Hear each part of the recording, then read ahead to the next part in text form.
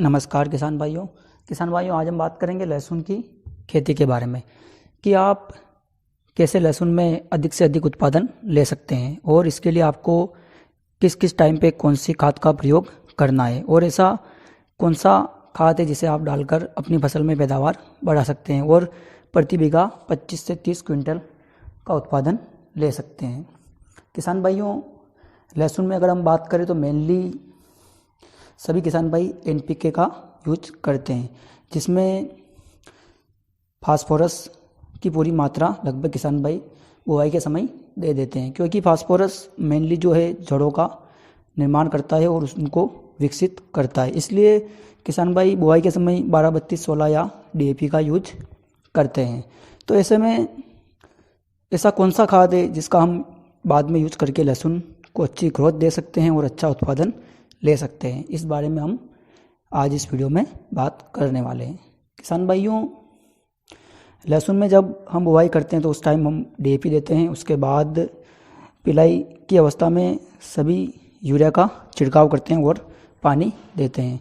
तो ऐसा हम पहली और दूसरी पिलाई पर कर सकते हैं, लेकिन इसके बाद जब लहसुन के पौधे को ग्रोथ की आवश्यकता होती है उस टाइम पे अगर हम यूरिया देते हैं तो उससे फसल पर गलत प्रभाव पड़ता है। इसलिए हमें उस टाइम पर फसल में यूरिया नहीं देना है। इसके अलावा उस टाइम हमें उस फसल में जब फसल 50-60 दिन की हो जाती है और उस पौधे को ग्रोथ की आवश्यकता होती है, उस टाइम हमें जो इन तीनों पोषक तत्वों के अलावा जो सूक्ष्म पोषक तत्व होते हैं वो हमें अपनी फसल में देना है, जैसे कि सल्फर हो गया, जिंक हो गया या ये अपने मैग्नीशियम हो गया, ये हमें देना है। तो इनकी हम मात्रा फसल में या तो हम अमोनियम सल्फेट के रूप में दे सकते हैं या मैग्नीशियम सल्फेट के रूप में दे सकते हैं या फेरस सल्फेट के रूप में दे सकते हैं, क्योंकि सल्फर जो है वो पौधे को ग्रोथ प्रदान करने में सहायता करती है और जो अन्य पोषक तत्वों एनपीके की जो मात्रा ज़मीन के अंदर पड़ी होती है और जो पौधे ग्रहण करने की अवस्था में नहीं होते उनको सल्फर और मैग्नीशियम जो सूक्ष्म तत्व है ये पौधों को उपलब्ध कराते हैं। और जो पौधे में जो पत्तियां पीली पड़ती है या उसमें भी सल्फर और मैग्नीशियम सुधार करते हैं। इनके प्रयोग से हम पौधे में एक अच्छी ग्रोथ देख सकते हैं। और लहसुन में जब फसल 50-60 दिन की हो जाती है उस टाइम हमें ग्रोथ की ही आवश्यकता होती है, क्योंकि अगर पौधा ग्रोथ नहीं करेगा तो उसमें कंद का निर्माण भी नहीं होगा। लहसुन में जितना अच्छा पौधा ग्रोथ करता है उतना ही अच्छा उसमें कंद का निर्माण होता है। और बात करें अगर हम जिंक की, तो जिंक के प्रयोग से हम पौधे को स्वस्थ रख सकते हैं और पौधा अच्छी ग्रोथ करता है। और उसमें अगर पूरा पौधा स्वस्थ रहता है तो उत्पादन भी हम अच्छा खासा देख सकते हैं।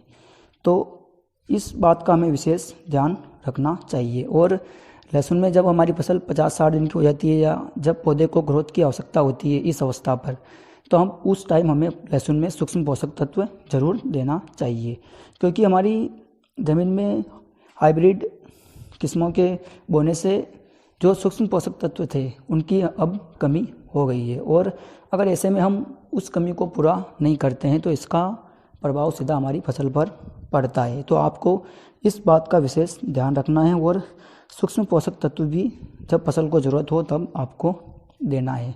तो जब आप देख लें कि पौधा ग्रोथ नहीं कर रहा है और पौधे को ग्रोथ की आवश्यकता है तो उस टाइम आपको इनमें से किसी भी खाद का प्रयोग या इन सभी खादों को मिलाकर 5-5 किलो आप इनको मिलाकर 15 किलो प्रति बीघे के हिसाब से आप इनका छिड़काव कर सकते हैं और उसके बाद पानी दे सकते हैं। इससे पौधा एकदम ग्रोथ पर आ जाएगा और पौधे में अच्छी चाल बन जाएगी, जिससे कि बाद में जब हम पौधा 90 या 100 दिन का हो जाएगा उस टाइम अगर हम पौधे में पोटास का छिड़काव करेंगे तो पौधे में कंद का अच्छा निर्माण होगा, क्योंकि पौधा पूरा बन जाएगा। अच्छी ग्रोथ पर अगर पौधा होगा तो उसमें कंद का निर्माण भी अच्छा होगा।